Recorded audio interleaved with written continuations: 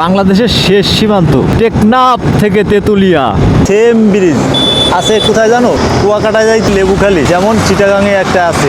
এ হচ্ছে কক্সবাজার শহরকে আমরা বিদায় দিলাম, আর এই সাইডে বাইক রেডি। অনেকে যারা না ঘোরে ভাবে যে কক্সবাজার কোথায় না জানি, অনেক বাইকার আছে, তাদের যদি পেটে ভাত থাকে আর বাইকে যদি ফুয়েল থাকে। Bye bye. তো হোটেল থেকে বেরিয়ে পড়তেছি। এই চিটাগাং থেকে আমরা যাব খুলনাতে, প্রায় 500 কিলোমিটার রাইড হবে। হোটেল ক্লাসিক ভিলা, এই জায়গা থেকে আমরা যাব খুলনা রূপসা ব্রিজ, কক্সবাজার, ডলফিনের মোড় পিছনে রেখে আমরা চট্টগ্রাম শহরের উদ্দেশ্যে রওনা হয়ে পড়লাম। চকরের পরের থেকে রোডটা কিন্তু সেই তুলনামূলক বেশ বড়। তো যদি আরও আমরা ঠিকঠাক সময় মতো আসতে পারতাম তাহলে চকরে পৌঁছাইতে পারতাম। এই চকরের থেকে চট্টগ্রাম আর 98 কিলোমিটার, আমি বলছিলাম 100 কিলোমিটার। এরকম ফাঁকা থাকলে না আরে বাহ, চমৎকারভাবে রাইড করা যায়। ঢাকা কাও, চিটাগাং কাও, টেকনাফ কাও, খুলনা কাও, কোন জায়গায় এরকম রোড ফ্রি থাকলে সময় লাগে না, প্যারা নাই, চিল। তো অনেকদিন ভাবে একটু ট্যুরে আসবো, বাইক চালাবো, অনেকদিন চালানো হয় না, সেই অনেক দূরে যাওয়া হয় না। তা নিয়ত করলাম, আর উপর আল্লাহ একটু রাজি হয়ে গেল, বেরিয়ে পড়লাম টেকনাফ, বান্দরবন, কক্সবাজার। তো আবার সহি সালামতে ঠিকঠাকভাবে খুলনা রূপসা ব্রিজ পর্যন্ত যেতে পারি। দেখছো, মানে ওই সাইডে রয়েছে মনে করো 7 দূর, সব জায়গা আছে এই সাইড দিয়ে। কিছু পরিবহন আছে, এই পরিবহন এলাকা দিয়ে দিলে ভালো হইতো। এই চিটাগাং হাইওয়েতে এই পরিবহনগুলো এত ঝামেলা করে না, কিন্তু তারপর আমি একা রাইড করতে আসছি, আর এই কর্নারি পাহাড়ি ফিলগুলো নিচ্ছি। কক্সবাজার থেকে চিটাগাং যাইতে হাইওয়েটা অনেকটাই স্মুথ, সেই মাঝে মধ্যে কর্নারি, মানে চিটাগাং থেকে কক্সবাজার পর্যন্ত রোডটা কিন্তু এরা প্লেন ফ্রেশ। আমরা হোটেলে থাকছিলাম, এবার বাইরে খাইছি। এখন যদি কেউ এরকম বাইক নিয়ে ট্যুরে আসতে চায়, কক্সবাজারে আসতে পারো। একটা গাড়িতে একজন যদি ট্যুর দিতে চাও, খুলনা থেকে কক্সবাজার একটা মানুষ যদি বাইক নিয়ে ড্রাইভ করতে কক্সবাজারে ঘুরতে আসে, তাহলে তার 7,000 টাকা হলে পুরো কমপ্লিট। আর যদি দুইজন আসে, দুইজনে 10,000 টাকা হলে কক্সবাজারে সুন্দরভাবে রাইড দিয়ে আবার খুলনা অবধি ঠিকঠাকভাবে যাওয়া যায়। আর সবথেকে বড় ব্যাপার কি, সিজনের সময় আসতে হয় না। যেমন মনে করুন শীতকাল, মনে করুন ঈদ, এই সময় আসতে হয় না। ঈদ ছাড়া, শীতকাল ছাড়া কক্সবাজারে আসলে মানে খরচটা অনেক বেস্ট কম থাকে। খাওয়ার দাওয়ার দিক দিয়ে, হোটেল মোটেল দিক দিয়ে সেই অলরেডি আমাদের প্রায় 2700 টাকার ফুয়েল আমরা নিয়ে নিছি। আমাদের 1800 টাকার ফুয়েল হইলে কিন্তু আমরা খুলনা অবধি ঠিকঠাক যাইতে পারবো। মানে ফুয়েল বাইক যদি ঠিকঠাকভাবে হিসাব করে চালান যায়, আর যদি ঠিকঠাক জায়গার থেকে যদি ফুয়েল তুমি নাও, তাহলে কিন্তু মাইলেজও ভালো যায়। তো ট্যুরে আসতে গেলে অনেক জার্নি করতে হয়, তেলের হিসাবও করতে হয়। 500 কিলোমিটার পথ যদি আমি ফুয়েলের হিসাব করি, তা কিলোতে যদি আমার 5 টাকা বা 10 টাকা ফুয়েল বাঁচে, তা 400 কিলোতে আমার বহুত টাকা কিন্তু বাঁচবে। যখন ট্যুরে দূরে আসবা, তখন ফুয়েলের দিকেও অনেক লক্ষ্য করতে হয়। অনেকে যারা না ঘোরে ভাবে যে কক্সবাজার কোথায় না জানি, অনেক বাইকার আছে, তাদের যদি পেটে ভাত থাকে আর বাইকে যদি ফুয়েল থাকে, তাহলে কক্সবাজার কোনো ব্যাপার না। বেড়ায় আসলাম এই টেকনাফ থেকে, এই কক্সবাজার হয়ে যাব খুলনা রূপসা ব্রিজ পর্যন্ত। প্রথম খুলনা থেকে গেছি আমরা বান্দরবন থেকে আসছি কক্সবাজার থেকে আবার গেছি সেই বাংলাদেশের শেষ সীমান্ত টেকনাফ থেকে তেতুলিয়া। মানে আসছি দক্ষিণ থেকে আর শেষ করলাম উত্তরে থেকে। উত্তরে শেষ করার পরে আবার বিসমিল্লাহ বলে সকালবেলা বাইক রাইড শুরু করলাম খুলনার উদ্দেশ্যে। যদি রোডটা যদি এরকম চিটাগাং অবধি ফ্রি পায়, তাহলে তো খুব তাড়াতাড়ি খুলনায় যেতে পারবো। চিটাগাংয়ের থেকে ঢাকায় একটু যানজট মানে বেশি হবে। আর ঢাকা শহরে যখন 12টা, 12:30টায় আমরা যদি পৌঁছাইতে পারি, তাহলে ঢাকা শহরটা একটু জ্যাম পাবো, তারপরে কিন্তু আর জ্যাম পাবো না। তো ঢাকা শহর জ্যামটা ছাড়াতে পারলে ইনশাল্লাহ আমরা খুলনায় বাইক তুরাই দিতে মন চায়। সামনে বাস আছে, ট্রাক আছে। ও ধন্যবাদ ধন্যবাদ ধন্যবাদ ধন্যবাদ। মানে জ্যামের ভিতরে পড়লে এ যে কি প্যারা, আর ফ্রিভাবে থাকলে ফ্রিভাবে বাইক রাইড করতে পারলে বেশ বেশ লাগে। তো আমরা খুলনার থেকে আসছি দুই ভাই এই কক্সবাজারে বেড়াইতে। 2 দিন ভালোই কিন্তু আমরা এই সাগরের পার কক্সবাজার বিভিন্ন অঞ্চল কিন্তু ঘুরলাম, আমাদের কাছে কিন্তু সেই লাগলো। কেউ যদি সিজনে কক্সবাজারে আসে তার একটু খরচ বেশি হয়, কিন্তু এটা যদি ডাল সিজনে আসে কেউ কক্সবাজার, তাহলে তার কিন্তু অনেক খরচ কম হবে। খরচ কম হবে এই কারণে বললাম, আমরা যে রুম 1000 টাকায় পাইছি, ওই রুম সিজন হইলে, শীতকাল হইলে ওই রুম নর্মালি 5000 টাকা লাগতো। তা সিজন ছাড়া কক্সবাজারে আসলে অনেক কিন্তু খাবার বলেন, থাকা বলেন, সব কিছুই কম পাওয়া যায়। এ হচ্ছে কক্সবাজার শহরকে আমরা বিদায় দিলাম। এখন আমরা এই চার দোকানে বসে একটু চা খাবো আর রেস্ট নেব। এখনও কিন্তু প্রায় 400 কিলোমিটার আমাদের রাইড করতে হবে। 26 জার্সি পড়ছে আর আমাদের বাইকও রেডি। তো চলো, বিসমিল্লাহির রহমানির রহিম। অলমোস্ট আমাদের চিটাগাংয়ে পৌঁছাইতে 1 ঘন্টার মতো লাগতে পারে, আর গুগলে দেখাচ্ছে 50 কিলোমিটার পথ। চিটাগাং শহরটা এরকম একের পরে এক, একের পরে এক ট্রাক, লরি, বাস, মাইক্রো, বাইক, মানে সব সব সব। এই শহরটা এমন শহর, কঠিন যানজটের শহর। আর এই চিটাগাং শহরের সব থেকে আরেকটা বৈশিষ্ট্য কি জানো? এই ইজি বাইকগুলা, এই মাহিন্দ্রাগুলো, ট্রাকগুলা, বাসগুলো সব উল্টাই বেশি চলাচল করে এই চিটাগাং এই হাইওয়েটা। আর চিটাগাংয়ে হাইওয়েটা সব থেকে বড় ব্যাপার কি জানো? এরকম বেলা উঠলে রোডটা ফ্রেশ থাকে, আর যখন রাত 3টা 2টা 1টা বাজে না, তখন এই রোডে পানি থাকে হালকা। এই পানিগুলা মাছের পানি, তেলসাই থাকে। তো যে সকল বন্ধু বান্ধব এরকম ভোরে রাইড করবা, একটু খেয়াল করে রাইড করবা। রোডে যদি পানি থাকে, পিছলা পানি থাকে, বাইক রাইড করতেও কিন্তু রিস্ক হয়ে যায়। তো সোজা গেছে এটা কক্সবাজার, এটা গেছে বান্দরবন, অনেকে ঘোলায় যায়। তাই আজকে এই শর্ট ভিডিওটা করা। এটা হচ্ছে বান্দরবন, এটা হচ্ছে কক্সবাজার, এটা হচ্ছে চিটাগাং অথবা ঢাকা হাইওয়ে। আর আমিও একটু চিনি, তাই তোমাদের একটু চিনালাম। এই ইন্দুরির ফুল এই মোড়ে দাঁড়ালাম। প্রত্যেকটা জেলায় একটা করে এই মসজিদ দেখা যায়। তো এই ইন্দুরির ফুল এই মোড় থেকে চিটাগাং আর 20 কিলোমিটার। তো চলো চিটাগাংয়ে যায় তোমাদের সাথে কথা হবে। Let's go. কর্ণফুলী টোল প্লাজায় বাইকের কোনো টোল দেওয়া লাগে না।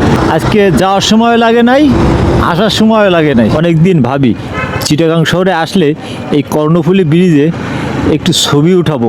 এই ব্রিজটা যেমন সেম ব্রিজ লেবুখালী, এই জায়গায় একদম জিগাতে হবে।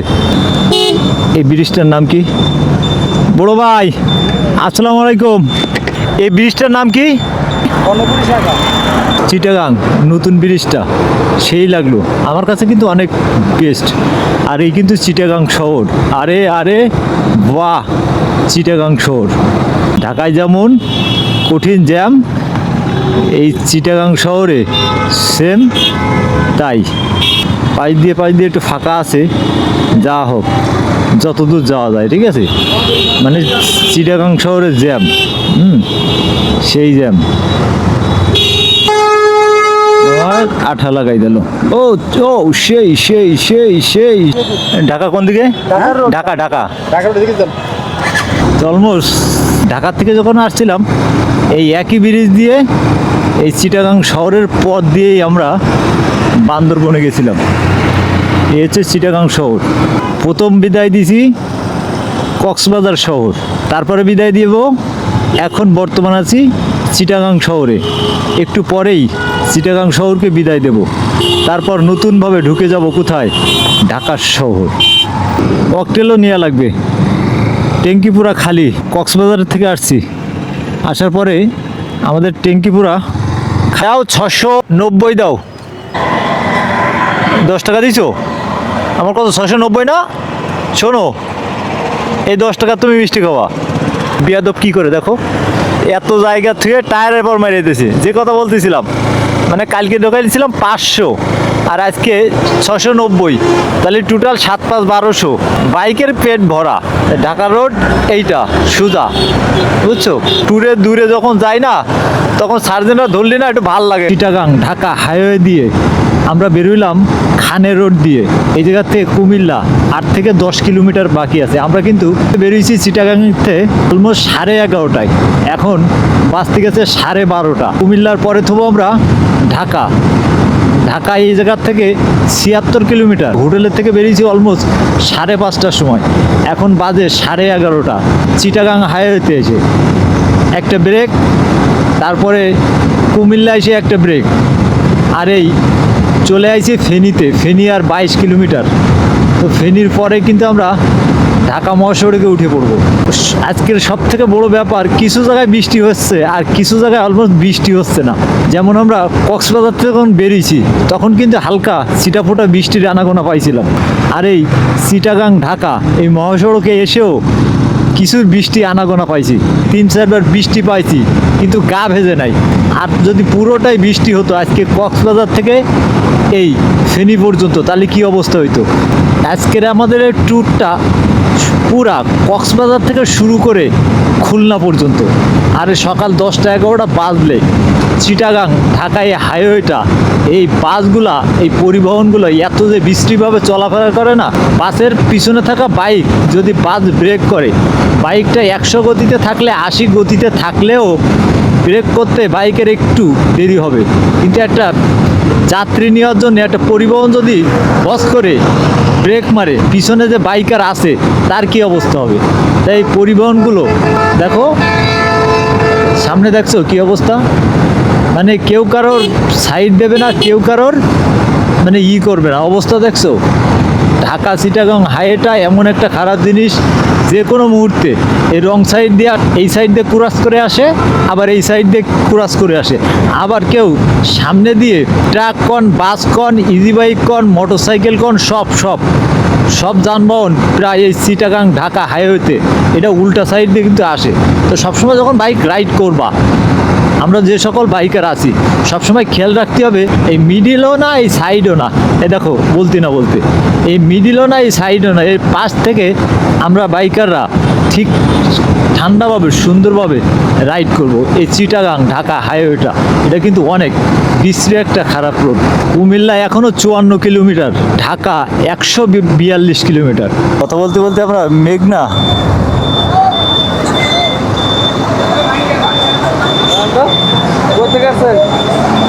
কক্সবাজার, খুলনা, হ্যাঁ এই কাপড় চোপড়। আচ্ছা, আল্লাহ হাফেজ।